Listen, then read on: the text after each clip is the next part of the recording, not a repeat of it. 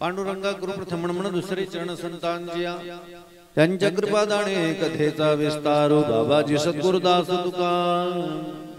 नमो ज्ञानेश्वरा नमो ज्ञानेश्वरा निवृत्ती उदारा सोपांडेवा मुक्ताबाई नमो त्रिभुवन पावनी आद्य त्रैजनी देवाची। आता वंदुरंग भूमिका कीर्तण्यासाठी उभे लोका टाळ मृदंग श्रोते देखा तया माझे दंडवत मस्तक हे पायावरी या वारकरी संतांच्या विठाला विठाला विठाला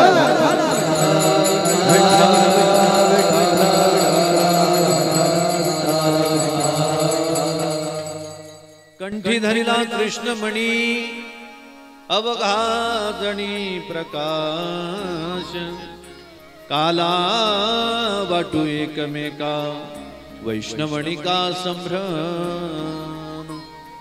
प्रस्तुत प्राप्त प्रसंग कीर्तन निरूपणाकरिता म्हणून दाखवलेला यावच्च भूतलावरती जडजीवांचा उद्धार करण्यासाठी ज्या संत परंपरेने आपला देह अखंड चंदनात झिजवला त्या परंपरेतील देहूनिवासी जगद्गुरु तुकोबारा यांचा हा 4 चरणाचा काल्यापर प्रकरणातील अभंग सेवेकरता घेतलेला आहे।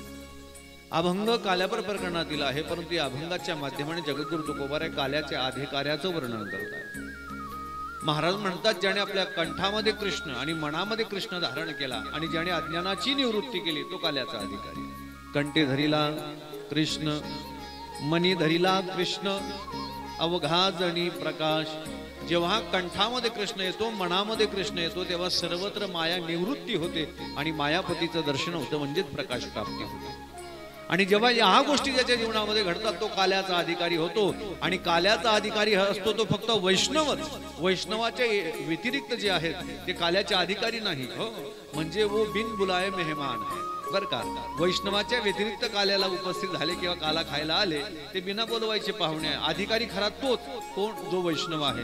वैष्णव कोण, ज्याने गळ्यात तुळशी घातली, कपडाला गंध लावला, पंढरीची वारी केली तेवढा वैष्णव नाही, तर ज्याने मुखातून देवाचं नामचिंतन केलं, ज्याने मनामध्ये देवाला साठवलं तो सुद्धा कोण आहे, वैष्णव। वैष्णवणिका संभ्रम, अनेकांना संभ्रम आहे, पण जो वैष्णव आहे तो काल्याचा अधिकारी।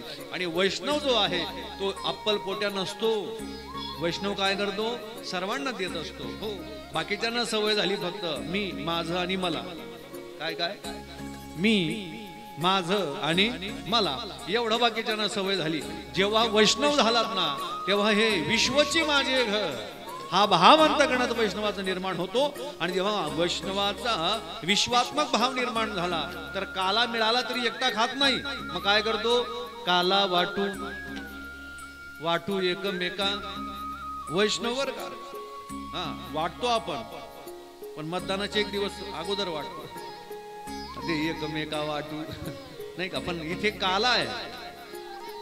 परंतु वैष्णवाच्या अनेकांना प्रश्न आहे, वैष्णवांच्या व्यतिरिक्त जे आहे म्हणजे भगवंताचा जो दास आहे ना त्याला काला मिळणार नाही या गोष्टीची शंका मनामध्ये येता कामा नाही।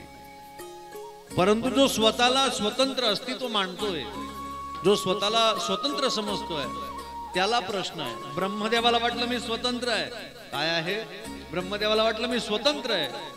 देवाने त्या ब्रह्मादिकांना सुद्धा देवांना सुद्धा काल्याचा अधिकारी ठेवलं नाही। वाकुलिया ब्रह्मादिका, ब्रह्मादिकांना सुद्धा वाकुल्या दाखवण्याचं सामर्थ्य वैष्णवामध्ये आहे। आणि तुकोबाराय म्हणले वैष्णव म्हणजे या भूमंडळावर कोण आहे, बलवान आहे। तुका म्हणे भूमंडळी आम्ही बडी विरगाढे काला वाटू एकमेका वैष्णवणिका संभ्रम। विठाला विठाला विठाला विठाला विठाला विठाला विठाला।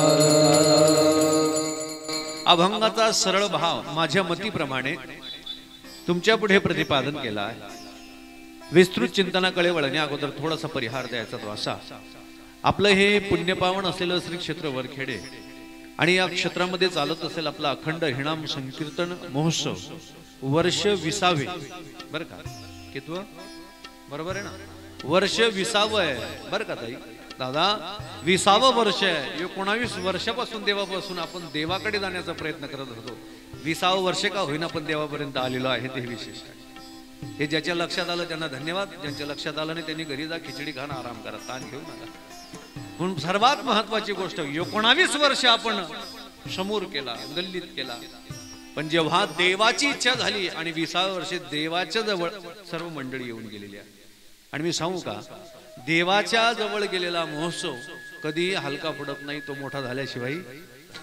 कारण देवाचं अस्तित्व त्या ठिकाणी असतं महाराज. तुम्ही ऑब्झर्वेशन करा, जिथे देव आहे तिथे रंगभूमी, रंग देवता नांदते, प्रसन्नता वाटते.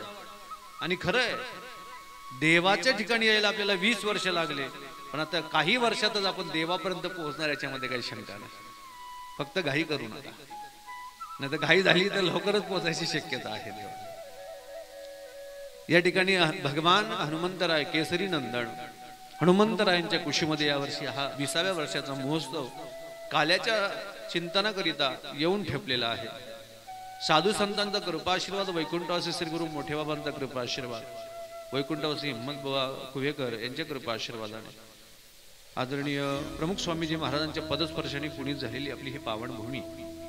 आणि या भूमीमध्ये गेली 19 वर्ष आनंदाने करणारा हा महोत्सव, आणि या महोत्सवामध्ये गेली 8 ते 10 वर्षापासून दरवर्षी नित्य सातत्याने माझं चिंतनाचा योग माझ्या वाटेला येत आहे.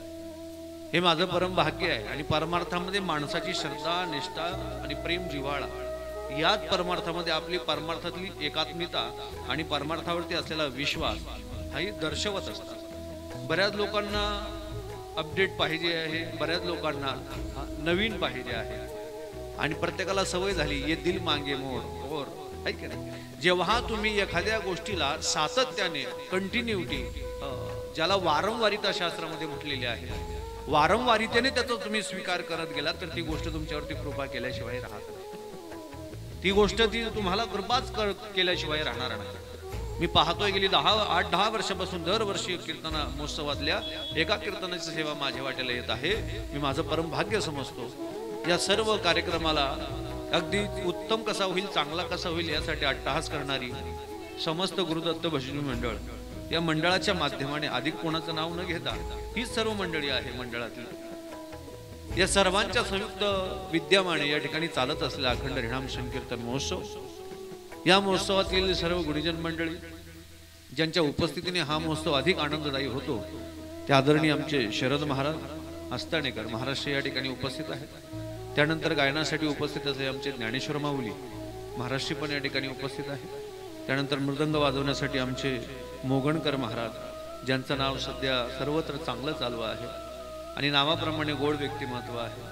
आमचे ऋषी महाराज तेही या ठिकाणी उपस्थित आहे. रवींद्र महाराज आमच्या सोबत उपस्थित झालेले आहेत.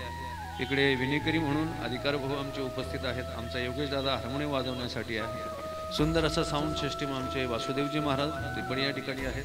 त्यानंतर आमचे किशोर महाराज तेही या ठिकाणी उपस्थित आहेत. 2 चोपदार मला सांभाळण्यासाठी उपस्थित आहेत, नाही का. आमचे लोटन दादा आहेत, आमचे नाना आहेत, सर्वच आमची टाळकरी मंडळी आहे. प्रत्येकाचं नाव घेण्यापेक्षा उपस्थित असलेले सर्व संतांचे पायी हा माझा विश्वास साष्टांग हे करी प्रणिपात परिणामतः साष्टांग प्रणिपात करून या ठिकाणी ज्येष्ठ वारकऱ्यांमध्ये पुढे उपस्थित असलेले आमचे अण्णा, नाही का, ज्यांच्या मार्गदर्शनाने हे सर्व तरुण कार्यकर्ते काम करत आहेत. दादभाऊ, अण्णांचा अगदी जुना परमार्थ आहे. सर्वांना जवळ घ्यावं आणि हा परमार्थाचा प्रवाह चांगला कसा होईल यासाठी अट्टहास करता. शरीर थकलं पण मनातला परमार्थ नाही थकला महाराज. तेवढ्याच मोठ्या जोमाने अजूनही परमार्थ करताना ती प्रसन्नता. अण्णांच्या तब्येतीकडे जाऊ नका, पण अण्णा जेव्हा रामकृष्ण हरी बोलतात ना, तेव्हा त्यांच्या रामकृष्ण हरी शब्दामधला पावर त्यांच्या परमार्थातला प्रवेश दाखवतोय. असे अण्णा या ठिकाणी उपस्थित आहेत. सर्वच मंडळी, तुम्ही सर्व महिला माता, पुरुष मंडळ, बालगोपाल, टाळकरी, माळकरी, ग्रामस्थ मंडळ सर्वांचं या ठिकाणी शब्द सुमनांच्या द्वारा अभिवादन करतो. सेवेला प्रारंभ करतो. विडाला